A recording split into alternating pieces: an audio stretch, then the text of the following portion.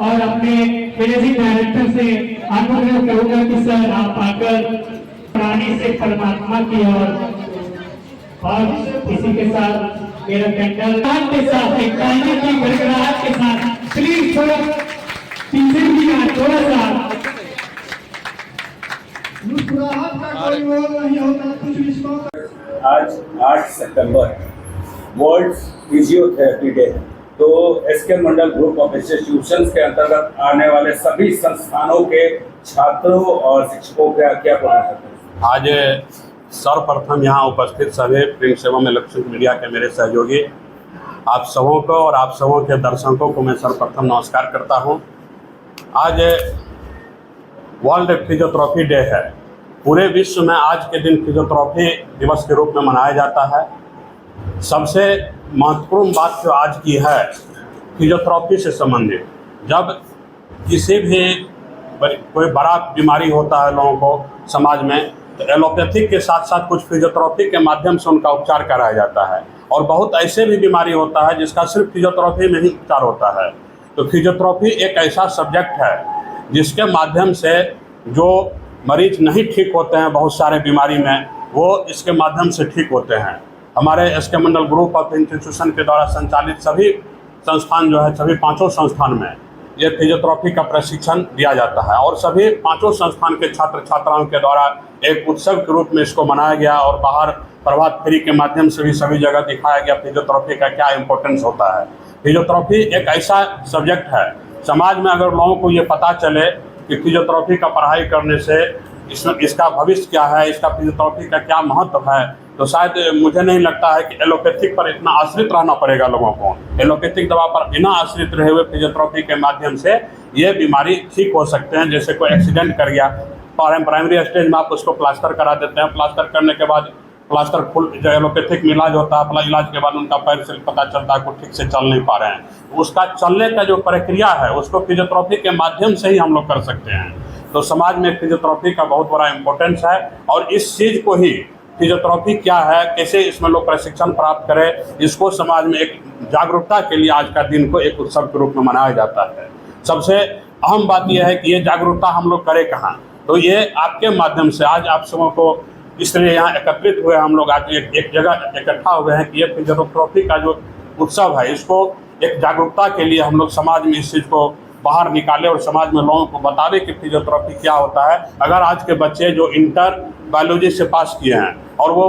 अभी बेरोजगार भर पे बैठे हुए हैं, फिजियोथेरेपी में नामांकन कराने का भी अधिकतम उम्र निश्चित नहीं किया गया है। 17 साल से नामांकन शुरू होता है, अधिकतम उम्र उनका जो भी रहे वो फिजियोथेरेपी का कोर्स कर सकते हैं। इंटर बायोलॉजी से पास होना चाहिए, 4 साल का ये कोर्स होता है। ये 4 साल विद्यार्थी अगर फिजियोथेरेपी में ट्रेनिंग प्राप्त करता है, इसके बाद उनको कभी भी जीवन में बेरोजगार नहीं रहना पड़ेगा। आज एक बेरोजगारी की बहुत बड़ी समस्या है, जो लोग कहता है कि नौकरी नहीं है, नौकरी नहीं है। नौकरी तो खुद आपके पीछे खड़ा है, आपको ढूंढना है कि हम कौन सा ऐसा कोर्स करें जिसमें हमको नौकरी मतलब खुद व खुद काम करके नौकरी की तरह हमको पैसा मिले। अगर सरकारी नौकरी मिला तो भी ठीक है, नहीं मिला तो भी ठीक है, अपना घर यापन अपना रोजगार के लिए हमको जीवन में कभी चिंता नहीं करना पड़ेगा। इसके लिए अगर आप इंटर बायोलॉजी से पास करते हैं और उसका फिजियोथेरेपी का ट्रेनिंग प्राप्त करते हैं, तो कहीं भी आप अपने घर पर अगर बैठे हैं, घर के बाहर में फिजियोथेरेपी का जो क्लिनिक सेटअप के लिए होता है बहुत कम पैसे में हो जाता है। फिजियोथेरेपी का अगर आप अपने दरवाजे पर गांव में क्लिनिक सेट कर लेते हैं तो आप दिन में 2 मरीज को देखिएगा, तो एक मरीज से अगर 500 रुपया फीस लेते हैं, 1000 रुपया पर डे आपका इनकम होगा। इस हिसाब से 30,000 रुपया आपका पर डे इनकम होगा। अगर गाँव में 4 साल, आपके मुरलीगंज में ये कॉलेज है, मुरलीगंज में 4 साल का ट्रेनिंग प्राप्त करके आप अगर 30,000 रुपया महीना अपने घर पर ही कमाएंगे, तो शायद दिल्ली और पंजाब और बाहर कमाने जाने से बेहतर है कि आप इस चीज़ का प्रशिक्षण प्राप्त करें। और साथ ही साथ आज हमारे सभी SK Mandal group of institution के द्वारा जो भी संस्थान संचालित है, सभी संस्थान में बच्चे छात्र छात्राएं बहुत उत्साहित रूप से इस कार्यक्रम को मनाया गया। मैं सभी संस्थान के छात्र छात्राओं और वहाँ के शिक्षकगण को, वहाँ के व्यवस्थापक को मैं धन्यवाद देता हूँ आपके माध्यम से कि आज इस कार्यक्रम को इतने अच्छे तरीके से, उन्हें सुनियोजित तरीके से सुबह से लेकर अभी तक अरेंजमेंट किए हैं और उस कार्यक्रम को वो लोग मना रहे हैं ताकि समाज में लोगों को ये पता चल सके कि फिजियोथेरेपी क्या होता है। थैंक यू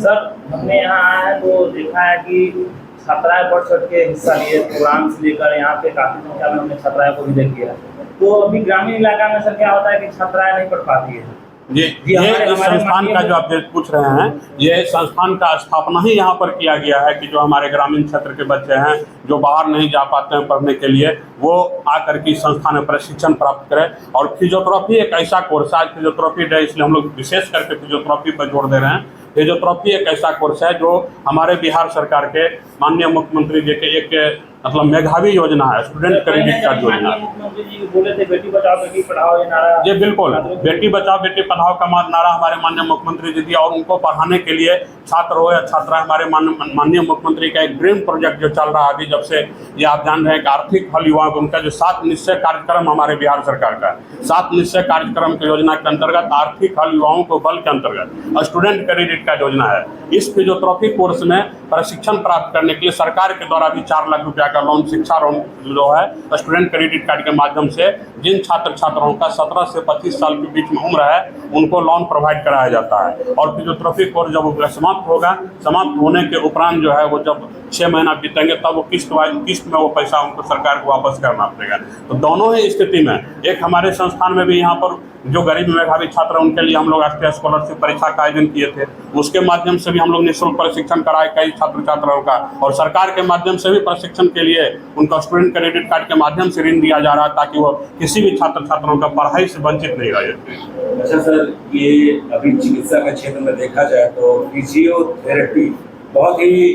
अपना इम्पोर्टेंस रखता है, तो बिहार के छात्रों को क्या संदेश देना चाहते हैं? बिहार के छात्र छात्राओं को मैं संदेश दूंगा कि अगर वो इंटर बायोलॉजी से पास करके डॉक्टरी के लाइन में, मेडिकल के लाइन में अपना भविष्य बनाना चाहते हैं तो वो फिजियोथेरेपी का कोर्स करें। और इस कोर्स का भविष्य तो हम इससे पहले बता ही चुके हैं, भविष्य में इस कोर्स को करने के बाद कोई भी आदमी बेरोजगार नहीं रहेगा। वो थोड़ा सा रकम में, मतलब कम से कम आइटम सामान जो होता है, इसका जो सामान होता है फिजियोथेरेपी का, क्लिनिक खोलने के लिए बहुत कम पैसे में होते हैं। वो क्लिनिक अपने दरवाजे पर बैठाएंगे और 1000 रुपया 500 रुपया कमाने के लिए उनको कहीं सोचना नहीं पड़ेगा, क्योंकि ये एक ऐसा है कि एलोपैथिक से लोगों का जैसे ही दूरी बढ़ेगा, एलोपैथिक में जो चीज़ का इलाज कम होता है उसको आप फिजियोथेरेपी के माध्यम से कर सकते हैं। इसकी समाज में हम लोगों को जानकारी देना है और फिजियोथेरेपी को बढ़ावा देना है, इसके लिए आज हम लोग इकट्ठा हुए हैं यहाँ पे।